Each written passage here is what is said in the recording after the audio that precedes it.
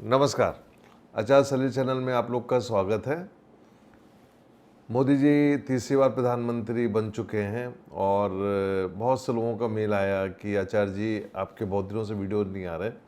व्यस्त था, काफ़ी ट्रेवल था और आगे भी बहुत ट्रेवल होना है। अब तो खैर विदेशों के ट्रेवल्स होने हैं काफ़ी। तो मैंने कहा कि मैं अपने फॉलोअर्स को निराश नहीं करूंगा और वो जानना चाहते हैं, ख़ासतौर से इस बार इजराइल के फॉलोअर्स हैं, वो जानना चाहते हैं कि थर्ड टर्म जो है मोदी जी का कैसा चलेगा। और उसके पहले मैं अपने सभी फॉलोअर्स को धन्यवाद देना चाहता हूँ। मैं दुनिया का पहला एस्ट्रोलॉजर था जिसने कहा था कि मोदी जी को 272 का फिगर नहीं आएगा। तमाम सोशल मीडिया में अब की बार 400 पार का नारा चल रहा था और मैंने कहा था कि 272 का फिगर नहीं आ पा रहा है। दरअसल बीजेपी की जो कुंडली है और ख़ासतौर से चुनाव के समय में वहाँ पे तो एक फिगर मैंने देखा था कैलकुलेशन में, वो 170 था और 170 के बाद जो पार्टी की सीटें जो आई हैं एक्स्ट्रा 70 सीटें, आप देखिएगा उसमें मार्जिन जो है ना बिल्कुल 200-400 वोटों के फ़र्क से ये पार्टी 240 का फिगर लाई। अदरवाइज़ तो ये टर्म मोदी जी का तीसरा शुरू नहीं होता। एक फॉलोअर जानना चाहते हैं कि आचार्य जी आप बोल रहे थे कि हठ योग और विनाश योग की आप बात कर रहे हैं, उसका मतलब क्या है? उसका मतलब ये है कि पिछली बार जनता ने मोदी जी को बड़े प्यार से बिठाया, दोबारा वो बड़े बहुमत से आए और फिर मैं यहाँ कहूँगा, मैं कोई अपनी बड़ाई नहीं कर रहा हूँ, मैं इस वीडियो के माध्यम से अपने सभी गुरुओं को ये क्रेडिट देता हूँ जिन्होंने मुझे बोलने के लिए वो प्रेरित करते हैं कि तुम ऐसा बोलो। देखिए, सेकंड टर्म भी मैं पहला जोशी था जिसने कहा था पुलवामा अटैक के पहले कि 300 से ज़्यादा सीटें आएंगी और 303 सीटें आई और इसके विटनेस रहे हैं पीयूष गोयल जो वर्तमान समय भी मंत्री है। खैर, समय तेज़ी से आगे बढ़ रहा है, मोदी जी तीसरे टर्म पे आ चुके हैं। तो लोग जानना चाहते हैं कि विनाश योग क्या होता है। विनाश योग का मतलब ये होता है कि जब आदमी सत्ता के से हट जाए, एक तो होता है कि आदमी जिद्द करके प्रधानमंत्री बनता है, दूसरा होता है हटना जिसको बोलते हैं, उसको विनाश योग बोलते हैं। तो क्या इस कुंडली में विनाश योग होगा? तो हम दो पैरामीटर्स लेके चल रहे हैं कि क्या शपथ ग्रहण कुंडली जो है वो मोदी जी को पूरे 5 साल दे रही है। मैं अपने फॉलोअर्स को एक बार और बताना चाहूँगा कि तीनों बार मोदी जी ने शाम के वक्त शपथ ली है और ओपन आसमान के नीचे उन्होंने शपथ ली है और वो जानना चाहते हैं कि इसका मतलब क्या होता है। देखिए, क्या होता है, ज्योतिष में हमारे गुरुओं ने बताया हुआ है कि दिन बलि और रात्र बलि, शाम बलि, ये वर्ड आए हैं वैदिक ज्योतिष में। तो इनकी कुंडली में, मोदी जी की पर्सनल कुंडली में क्या है कि वो जो शाम का वक्त होता है वहाँ पे कुंडली बड़ी पावरफुल होती है, लेकिन एक वक्त की बात होती है। अब तीसरा टर्म शुरू हो चुका है और तीनों बार उन्होंने शाम को शपथ ली। कभी इसके बारे में एक अलग वीडियो में चर्चा करूंगा और डिटेल में अपने फॉलोअर्स को समझाऊंगा कि इसका मतलब क्या होता है। शपथ ली गई तो वृश्चिक लग्न था शपथ में, उनकी खुद की कुंडली का वही पैरामीटर्स है हर बार की तरह। और जो दशा थी वो दशा जुपिटर की महादशा थी।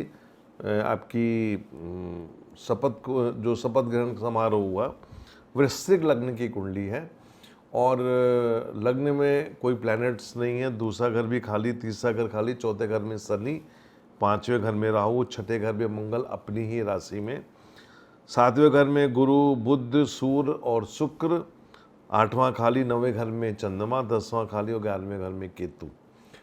तो लोग जानना चाहते हैं कि क्या होगा थर्ड टर्म में। देखिए, थर्ड टर्म की यदि मैं बात करूं तो थर्ड टर्म मोदी जी के लिए बहुत आसान नहीं है और यहाँ पे आप देखिए, जैसे ही उन्होंने प्रधानमंत्री पद की शपथ ली तो कई स्टूडेंट्स से रिलेटेड इश्यूज आ गए और ये कुंडली में साफ दिख रहा था कि स्टूडेंट जो होगा वहाँ पे जाके कहीं ना कहीं एक असंतोष की भावना रहेगी। और ये गुरु, बुध, सूर्य और शुक्र जो 7वें घर में बैठे हुए हैं। देखिए यहाँ पे गुरु जो है, गुरु को मैं अच्छा मानता हूँ। गुरु एक सेवियर एलिमेंट है जो बचा सकता है। बुध जो है वो 8वें घर का स्वामी होके बैठा हुआ है, और सूर्य इस कुंडली में देखा जाए तो सूर्य 10वें घर का स्वामी है। और लेकिन मंगल और शनि का जो कॉम्बिनेशन है, शनि लग्न को देख रहा है और मंगल 6ठे घर से बैठ के लग्न को देख रहा है। हालांकि लग्न उसका अपना घर है वृश्चिक का, लेकिन वहाँ पे 2 ग्रहों की दृष्टि आ रही है लग्न में, शनि और मंगल की, और राहु यहाँ पंचम में बैठ के वो भी लग्न को कहीं ना कहीं प्रॉब्लम क्रिएट कर रहा है। क्या होगा, ये तो बहुत बड़ी कैलकुलेशन होगी। ये 10 मिनट का है तो 1 घंटे तक मैं बोलता रहूँगा तो ख़त्म नहीं होगा। क्या होगा प्रधानमंत्री के लिए, ये बहुत अच्छा समय नहीं होगा। वो उनको बहुत ही सोच समझ के पब्लिक के बीच में बोलना चाहिए, क्योंकि उनकी जो स्पीचेस होंगी वो बहुत बड़ी कंट्रोवर्सी क्रिएट कर देंगी और वो बहुत ही एग्रेशन के मूड में रहेंगे। आप देखिए, मैंने कहा था कि बहुत एग्रेसिव रहेंगे ड्यूरिंग इलेक्शन, और सोशल मीडिया में उनके हर भाषण को जब दिखाया गया तो वो कंट्रोवर्सी साफ दिख रही थी कि कहीं कुछ बोल रहे हैं, कहीं कुछ बोल रहे हैं। तो ये इलेक्शन है और इलेक्शन में तो ये सब चलता है, आप कहीं पे भी कुछ बोलिए। लेकिन अब हालांकि वो उस समय भी प्रधानमंत्री थे, लेकिन अब जो होगा, ये जो होगा ना, ये थोड़ी सी प्रॉब्लम क्रिएट करेगा। और ये प्रॉब्लम क्रिएट करते करते ख़ास तौर से आप ध्यान दीजिएगा, युवा वर्ग खड़ा होगा, और युवा वर्ग के साथ में देखिएगा किसान खड़े होंगे, और पार्टी के अंदर भी एक प्रॉब्लम क्रिएट होती दिख रही है। मैंने इस बार देखा, प्रधानमंत्री जब पार्लियामेंट में बोल रहे थे तो पहले क्या होता था, पिन ड्रॉप साइलेंस होता था, लेकिन इस बार उनके आगे पीछे मंत्री लोग भी आपस में बात कर रहे थे, तो मुझे समझ में आ गया कि कहीं ना कहीं प्रॉब्लम्स है। और लीडर ऑफ अपोजिशन के भाषण में भी सरकार के वरिष्ठ मंत्री, खुद प्रधानमंत्री और अमित शाह होम मिनिस्टर जो हैं, उनको बीच में उठ को बोलना पड़ा। मतलब अब सिनारियो बदल गया है। पिछले 10 साल वाला जो स्थिति थी वो स्थिति नहीं रही। क्या होगा, जैसे ही शनि मूव करेगा मीन राशि में, और मीन राशि में जब ये मूव करेगा तो सरकार की उल्टी गिनती शुरू हो जाएगी। और इस बार इस सरकार को देखिए, 5 साल तो ये सरकार पूरी नहीं कर पाएगी, लेकिन जैसे ही मीन का शनि आएगा, मंत्रिमंडल के अंदर से आप देखिएगा मंत्रियों के जो एक्टिविटीज़ होंगी वो प्रधानमंत्री को बहुत कष्टदायक लगेंगी।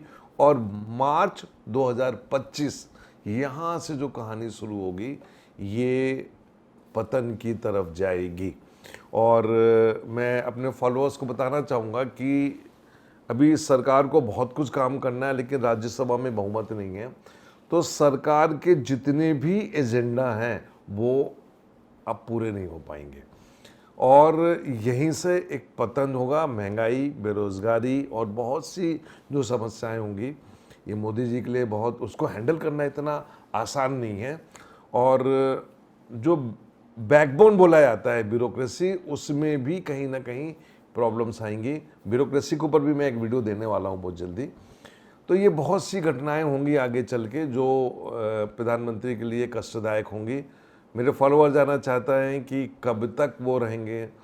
मेरे हिसाब से मार्च 2025 से ये काउंटडाउन शुरू होगा। तो पहली डेट मैंने 29 बताई, और उसके बाद से लेके 2025 क्रॉस करना बहुत मुश्किल होगा।